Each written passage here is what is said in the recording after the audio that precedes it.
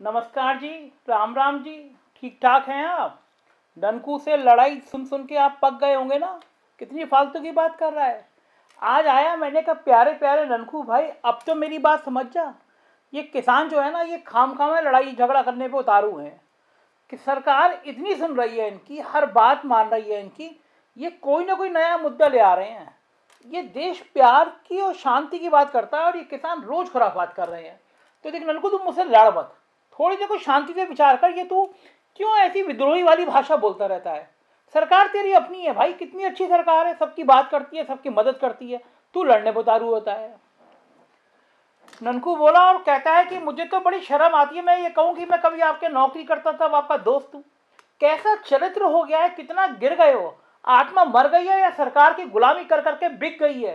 कितना पैसा चाहिए सरकार से, कितना विज्ञापन चाहिए सरकार से, पत्रकार हो या पत्रकार के नाम पे कलंक हो। मैं कहा ननकू, मैं तुझसे प्यार की बात करता हूँ, तू हमेशा बिदक जाता है, शांति से बात नहीं कर सकता। और क्या मतलब है, हम अखबार निकाल रहे हैं, विज्ञापन दे रही है सरकार, तो क्या समस्या हो गई? ननकू बोले सरकार तो समस्या नहीं हो गई, विज्ञापन तो तुम्हारा अधिकार है, लेकिन ये बड़े बड़े विज्ञापन आते हैं ना, इनके चक्कर में तुम जो खबरें बंद खत्म कर देते हो ना किसानों की, सही बात बोलते नहीं, उससे तकलीफ है। पैसा है आम आदमी का, पैसा मिल गया तुम्हें विज्ञापन के रूप में, आम आदमी की बात करना तुम बंद कर दिए। अब देखो, किसानों के गन्ने मूल की इतनी देरी कभी नहीं हुई कि इतने महीनों हो जाएं, चीनी मिल में गन्ना पहुंच गए और तुम्हें बता ही ना चले, सरकार कुछ बताए ना।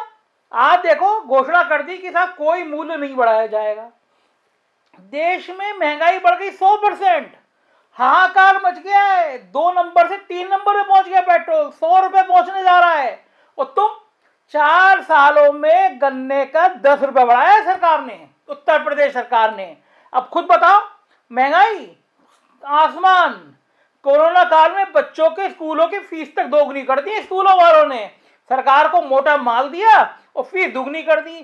सीएमएस स्कूल है, उसने तो ऐलान कर दिया कि मैं 2 करोड़ दे आया हूं सीएम फंड में, और ऐसा सिरिंज लगा के अभिभावकों का खून छूता पूछो मत।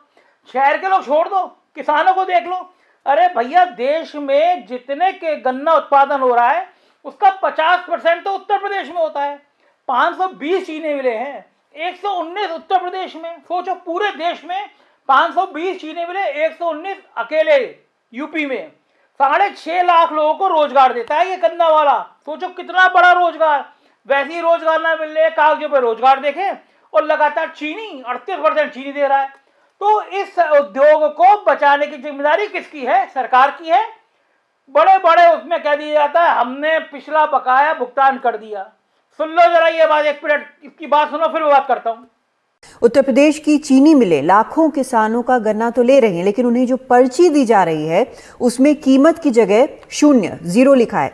यानी वे ये नहीं बता रहे हैं कि इस साल गन्ने का क्या दाम देंगी। अब ये मुद्दा भी किसान आंदोलन में चर्चा का विषय बना हुआ है। हापुड़ के धनौरा गांव के ज्ञानेश्वर और विनीत बिक्री केंद्र पर गन्ना बेचने आए हैं। विनीत साल भर में उपजाया 2000 क्विंटल गन्ना मिल को दे चुके हैं, लेकिन उन्हें अपनी ही फसल की कीमत नहीं पता है। गन्ना खरीदने वाली मिल की तरफ से इस तरह की जो पर्ची मिली है उसमें राज्य समर्थित मूल्य की जगह 00 लिखा है। 2019-20 की पर्ची मेरे हाथ में, इस पे लिखा हुआ है 316 रुपए क्विंटल हमारा गन्ना जाता है। इसमें 9 रुपए समथिंग कुछ किराए के करते हैं। और ये 2017-2020-21 की पर्ची है जिस पर 00 लिखा रहा है।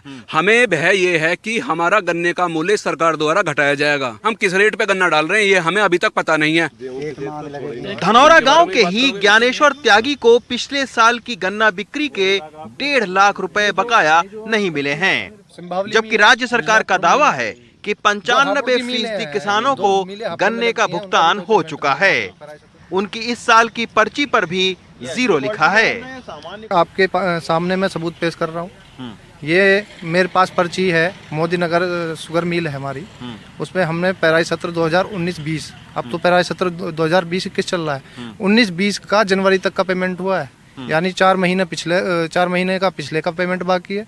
लगभग हमारा 2 लाख रुपए उस पर पहला भी ड्यू है, और अब जो पैराई सत्र 2020-21 चल रहा है ये तो ड्यू है ही है। उसके खाना भी नहीं खाया, सुबह से वाइट कर लेंगे। यहाँ से जब हम आगे बढ़े तो कड़ी धूप में खुशबुद्दीन जैसे किसान गन्ने की कटाई करते मिले। गन्ना पर्ची पर लिखे 0 पर खुशबुद्दीन की जानकारी भी शून्य है। जैसे जैसे गर्मी बढ़ रही है, गन्ने की फसल सूखने का डर है। इसी के चलते 0 लिखी पर्ची मिलने के बावजूद खुशबुद्दीन किसी भी तरह अपने गन्ने को मिल तक पहुंचाना चाहते हैं। अब गर्मी पड़ने लगी है, पर्ची नहीं आएंगे तो गन्ना खेत में सूख जाएगा। क्या करेंगे हम फिर? इतनी स्थिति खराब है आपकी सरकार में कि गन्ना भी वो जो एक पशु भी नहीं खरीद पाते हम लोग। एक पशु को खरीदने के लिए भी पैसा नहीं है, बच्चों की पढ़ाई भी रुक गई है, बहुत कुछ परेशानी चल रही है। हमने जब इस मामले पर गन्ना अधिकारी से बात करने की कोशिश की तो उनका कहना था कि सरकार ने फिलहाल गन्ने का समर्थन मूल्य घोषित नहीं किया है, लिहाजा पर्ची पर मूल्य की जगह 0 या SAP यानी स्टेट अप्रूव्ड प्राइस लिखा आ रहा है। लेकिन किसान आंदोलन में ये बात भी उठ रही है कि कहीं सरकार आने वाले दिनों में गन्ने के दाम को लेकर आंदोलन में मोल तोल तो नहीं शुरू कर देगी। अदालत भी कह चुकी है कि अगर गन्ना किसानों को 15 दिन के भीतर गन्ने का भुगतान नहीं होता है तो राज्य सरकार उसे ब्याज दे। लेकिन उत्तर प्रदेश में गन्ने की कटाई और तुलाई शुरू हुए 2 महीने का वक्त बीत चुका है, लेकिन अभी तक पेमेंट तो दूर की बात है, गन्ना किसानों को गन्ने के दाम का ही नहीं पता है। साहब रिकॉर्डिंग देख के मैं कुछ चौंका, ये NDTV वाले पता नहीं कहाँ से ले आते हैं। अरे भैया ये तो ये बिना पर्ची के कमाल हो गया, पर्ची पे रेट ही नहीं है, कुछ भी नहीं है, पर्ची पकड़ा दे रहे हैं। लेकिन मैं क्यों हार मानता, मतलब मुझे लगा खराब बात है। मैंने ननकू से फिर बात करनी शुरू करी। मैं कहा ननकू पैसा मिल जाएगा, लेन देन उधार उधार तो चलता रहता है। ननकू बोला अपने पड़ोस में लाला की दुकान को उधार करके दिखा दो, मार मार के जूता लाल कर देगा। 4-4 साल से भुगतान नहीं हो रहे हैं, पर्ची पे 0 लिख के दे दिया जा रहा है। क्या तमाशा है?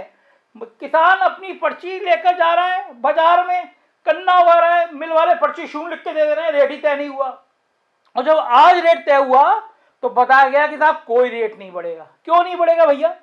क्या महंगाई, किसान जो अपना डीजल डालता था वो 3 गुना 2 गुना बढ़ रहा है तो वो कीमत नहीं है।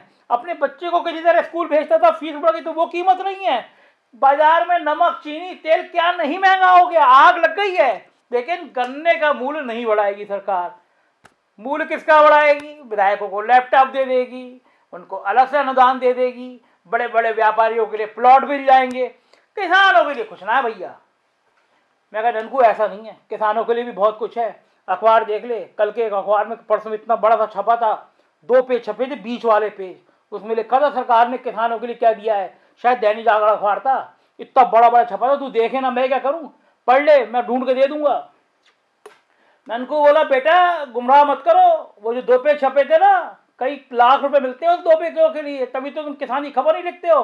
अरे भैया मैं तो सीधी सीधी बात कर रहा हूँ, 4 सालों में केवल 10 रुपए बढ़ा रहे हो किसान के गन्ने का मूल्य, तो किस नैतिकता के आधार पर बात कर रहे हो कि तुम किसानों की सरकार है? अरे भैया किसान भी तुम्हारे ही हैं, अपने ही हैं। अगर मान लो धरने पे हैं, आंदोलन कर रहे तो इतने नाराज हो जाओगे? मान लिया कि पश्चिमी उत्तर प्रदेश के किसान हैं, बैठे हुए हैं, टिकैत के पीछे खड़े हो गए, आपकी शान में गुस्ताखी कर दी तो इतने नाराज हो जाओगे, रेट ही नहीं बढ़ाओगे, कह दोगे कि भैया ये तो पश्चिमी उत्तर प्रदेश है। तो भैया पश्चिमी उत्तर प्रदेश वालों ने भी वोट तो देवे, तो अब काहे नाराज? बहुत खराब बात है, बहुत खराब बात है। ये किसान सड़क पे आ गया तो दुखी हो जाओगे। मैं कह रहा हूँ आज हम इस विषय में बात नहीं करेंगे, तेरा मूड हमेशा खराब रहता है। और मुझे लगा साहब मैं क्या बात करूँ इससे, दुख तो हुआ। 4 सालों में केवल 10 रुपये बढ़ा किसानों का। इस साल बड़ी उम्मीद थी, कोरोना के कारण टूट गए थे, मुझे लगा सरकार कम से कम 50 रुपये तो बढ़ाएगी। लेकिन इस ननकू के बच्चे से क्या बात करता। तो सब आप लोग भी थोड़ा चिट्ठी उट्ठी भेजो, मैं भी कहूँगा सरकार से, किसानों की बात सुन ले साहब, 50 रुपये बढ़ा दो। जब तेल 100 रुपये का पहुँच गया, तब नानी मर गई है, पसीने आ गए। हम जैसा आदमी जो सरकार के हितैषी में वो बात नहीं कर पा रहा, ननकू से कहते नहीं हैं, आपसे तो कह सकते हैं। तो साहब कुछ किसानों में मेहरबानी कर लो, कम से कम ननकू का खुद मूंद रखें। जरूर कह दियो, मुझे बता दियो कि आपने क्या कहा, तो मैं भी बात कर लूँगा फिर ननकू से ना। हमारे आपके बीच की बात रही कि हम ननकू को ना बताएंगे। राम राम।